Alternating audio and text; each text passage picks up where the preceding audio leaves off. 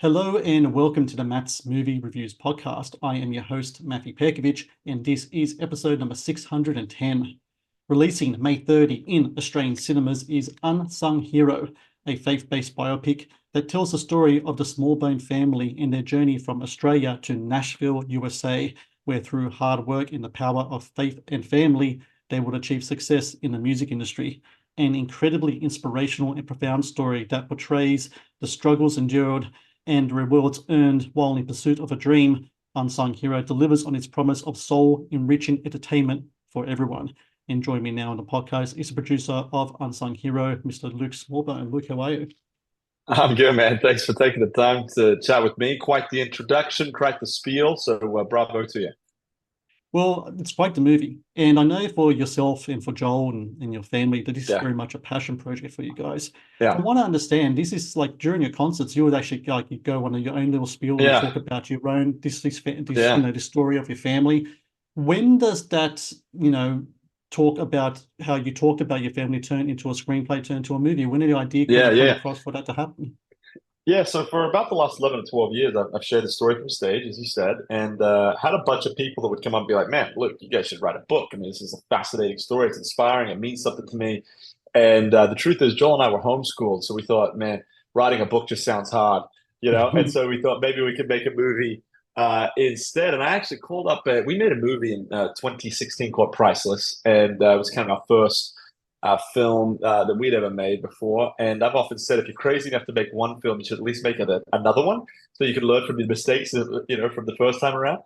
And so I called up that same producer. He kept saying, "I want to work with you guys again. Is there any ideas? You got anything?" And so one day, I don't even know why, I walked out of the studio and just called him and said, "Hey man, I just got this feeling that there's something about this story about my parents coming from Australia to America. We were young kids, got more to do with them than it does us. That is really powerful. I think that we should, work on a screenplay and just see where this thing goes." And legitimately, he just goes, "Okay, let's do it." And I thought to myself, man, I need to ask Hollywood for more favors, apparently. And so it was a really a wonderful, conversation. And so then that was in 2020. So it's about 4 years ago now. And obviously, screenplays and that development, it does take a long time, and you got to make sure you get all those things right before you get filming. And then right before we started filming, about 2 months out, our financial backing actually pulled out. And Mm. so then we thought, oh, now we're gonna have to, we'll have to postpone the movie. But the next week, we literally made 3 phone calls to people that they gave us verbal yeses to raising the funds. And so it sort of up, the film was back on again. And so there's been all sorts of miracles. There's been all sorts of amazing things, obviously, that take place on screen, but also behind the screen as well. Please support Matt's movie reviews on Patreon. Get access to exclusive content, request movie reviews and top 10 lists, and help support my work. Please click on the Patreon link in the description below.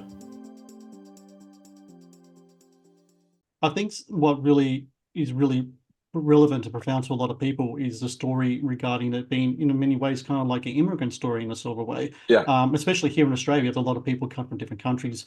My parents yeah. came to Australia from Croatia back in 1969. Then went for their Yeah, own I was going to say struggles. when you said your last name, I was like, man, he's not Australian. And then so it's like, and I think a lot of people who, especially in film and arts, are always like, I want to tell my parents' story, and Yeah, you guys actually do that here. But the unsung hero in the title very much it yeah, talks about your mum, Helen. She's the yeah, rock of the family, just like my mum is to yeah, me and so many other families as yeah, well. When it comes yeah, to casting your mother in a film, though, I'm sure that's going to be some type of pursuit of just who's going to fill these shoes that your mum had, yeah. especially on screen. And here you have Daisy Betts, who's just terrific in the movie as your mother. What was it like casting her? Did you know of her beforehand? What was that process like? Yeah, yeah. So speaking of other miracles, we wanted the person obviously to be Australian, and the problem is that there's obviously a lot of very successful Australian actresses, a lot of even male leads, all sorts of things. But to get them to do a project at this a budget at this scale, and then also to get them to want to play a mother, we needed the age for someone to be about 35 to 45, and most women in Hollywood, they don't want to play. They want to play really young. They don't want to play a mother of six because they really think that could impact, maybe future roles. And so anyway, Mm. we were doing top 100 actresses in Australia, and we went through basically every single one that there was. And we came to Daisy, and the thing with Daisy is that she was in LA for a lot of years, and then basically had just decided, you know what, I'm going to go home and raise my family in Australia, and hadn't really acted in 3 or 4 years. So we were intrigued by her look. We were intrigued by her presence and some of the other things that she had done. Anyway, so we just did a Zoom meeting with her, and she was on holidays, and she was absolutely spectacular. I mean, it was just kind of like you hope to get to those moments with all of your casting that you go, that's the one. That just is the one. And but what was happening behind the scenes, it was getting to crunch time. We actually had Melanie, I forget how you say her last name, but Bluey's mom. She was going to come in, and then was a contract kind of snafu. She was busy on another project, and that kind of fell through the last minute. So Daisy only came on 10 days before we started filming. So it got a little crazy there for a second. The Matt's Movie Reviews podcast is brought to you by TeePublic. TeePublic is the world's largest marketplace for independent creators to sell their work on the highest quality merchandise. With over 1.2 million designs, TeePublic is sure to have something you love. Well, she's absolutely terrific in the film. And so is your brother Joel, playing your father, David. Was it always a given that Joel was going to take on that role? Or was that something that kind of just happened kind of organically in the process? Yeah, that was always the thought. I think there was something kind of intriguing about a son playing a father. I think Shia LaBeouf did it just recently, but you don't hear of that happening very often. So we thought that was an added level of intrigue. And then I think at the end of the day, my brother Joel and my dad are basically the same people. It's just that at the age of 40, dad had 6 kids, and Joel currently doesn't have any. That's basically the only difference in who they are. They're wired very, very similarly. And so, it was always kind of given. But I will say, I was a little nervous. It was, you don't need an actor when you're a lead actor to just be good. You need them to be great. And so, the first couple of days of filming, me and the other producer, Josh Walsh and Dustin Tolley, we kind of got together and, hey, he's actually killing this. And we all joked, well, the film's not going to die. That's what we were saying. So he did a great job. We're proud of him. Speaking of killing it, you have a little cameo in the film playing Mr. Michael Sweet from Striper. You got the yellow and black attack gear on. Did a nice little kind of April Fool's joke on your fans, by the way, by pronouncing the Striper tribute album there. That was a good one. What was it like, playing like a rock hair metal rock guy? Have you ever met Michael Sweet in your journeys in the US? I had it before that. I mean, maybe when I was a kid, but I would have been probably an infant. So I don't think that really counts. I hadn't met him. We did meet him the other day. He came to the premiere. It was wonderful, and he's a wonderful person. But the backstory behind this is I was not meant to play that role. All right, maybe I shouldn't say this on the podcast, but I will. But anyway, we had it. And what happens a lot in films, and obviously, if you're making a film in LA, you got a lot of the day actors, and you've got them by the millions. If you're going to film in LA, well, we were filming in Louisville, Kentucky, and so I still have a bunch of day actors because you can't fly everybody in. Your budget just doesn't really allow for that. So there's certain roles, like a Michael Sweet role, that you just need to get someone that looks the part. Hey, man, you're playing a rock star. Just do the thing. Do a little research, whatever. So we had hired this guy, and he also was hired for another shot 2 days prior. And he showed up, I'm not kidding, high as a kite. I mean, legitimately, absolutely just high. And so he was falling asleep. So we had to fire him. And so we had this, one of the other producers came up to us and said, hey, well, what are we going to do about Michael Sweet? Because this was the guy that was meant to play it. And they came to me and they said, Luke, you basically have no choice. You have to do this. It's something that you in theory should know a little bit how to do. And so I've been joking that I'm such a good actor that I'm forgettable. And if there was an Oscar for a non-speaking role, I would like to be up for it. Non-speaking, but you were singing the first part of the lyrics of "To Hell with the Devil." Maybe that's true. That's right. Yeah, that's right. What's really remarkable about this movie is that everyone that's involved in the film, that's portrayed in the film, is still alive and still with us. And when it comes to watching their younger versions on the screen, I wonder what's that like? What is like for you? Because you have JJ Pantano playing you in the movie. What's it like seeing someone playing a younger version of you in a film? I imagine that might be a sort of surreal experience.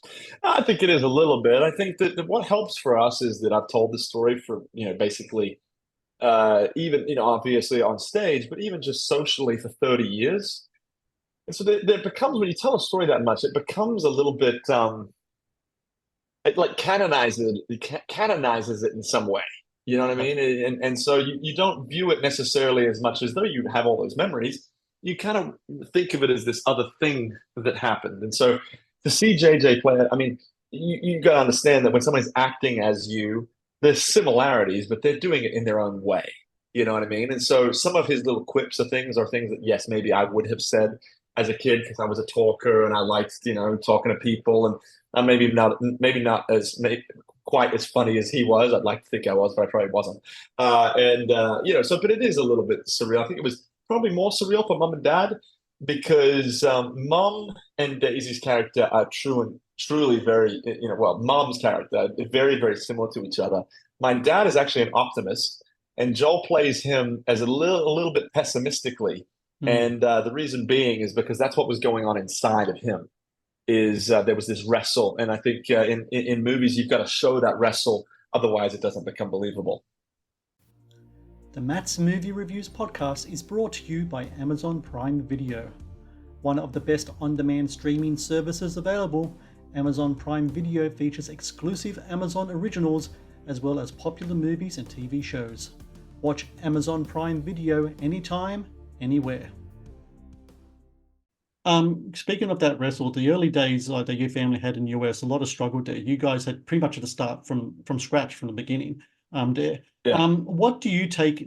What do you have? What have you taken with you now, or on the last years with you and your brother, with the success that you had from those early days of struggles? What lessons do you learn from back then when you were a kid that you still apply now to your life in regards to work ethic, in regards to chasing the dream? Because I'm sure that those days still stick with you even today. Yeah. Man, I mean, look, I think that I'm less. I'm probably more. Courtney and I, we've got 4 kids, my wife, and I think I'm more aware of allowing your kids to struggle and actually work through the struggle than probably what I would have been if I hadn't have gone through some of the things that we struggled with as kids. Because struggle produces something in people. I mean, C.S. Lewis has a great quote where he says, pain and struggle is God's megaphone for change. So in some cases, if you're living a pretty easy life, in some cases it's forgettable. One of my examples is when you go on the highway and you see the white, dots on the highway. Well, you never remember the individual dot because it's the same as the other one. So you forget basically, now they're guiding you and you need them, but they're forgettable. And I don't want to live a life that's forgettable. I want to make, so I think for having some of the, our parents risked some of the things that they risked. I do think we were all taught to work very hard, in some cases that's a blessing and a little bit of a curse. Sometimes we can work too hard. You got to be careful to, rein it back a little bit. But yeah, I think that struggle's a good thing. I mean, it's scriptural. Struggle produces character perseverance, and ultimately perseverance turns into hope.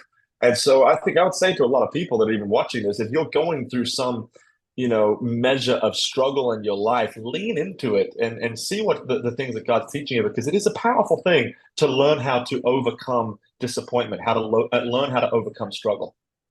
Well, it's essential lessons I think people need to take with them, and it's something that shines brightly in your film. And for everyone out there listening, May 30, Australian cinemas, Unsung Hero. I really recommend people check out this film when it comes out. Take your family with you. Learn from the lessons, learn from the dreams, and apply them to your life. Because I don't know about you, when I watch movies, sometimes faith-based movies, I like to take a little bit with me. And to tell you the truth, the way that we're praying now as well has changed a little bit. I made sure I asked my kids to tell God what they're grateful for now every time we make a meal now. And I picked it up for something from something your family did in the movie. So thank you to you, Luke. Best of luck with the release here in Australia and the upcoming tour you and your brother have in Australia as well. It's a pleasure to talk to you. Hey man, thank you for the time. We appreciate it. And the fact that many years ago, if you had told me, hey, you're going to make a movie, it's going to do well in America, and it's going to do well enough that way you can actually release it into your home country, I would be absolutely forever grateful. So the fact that we're having this conversation and it does come out May 30th, what an absolute honor and a privilege. So thank you very much for your time. Thank you for watching the Matt's Movie Reviews channel. Please subscribe for more reviews, podcast interviews, and exclusive content.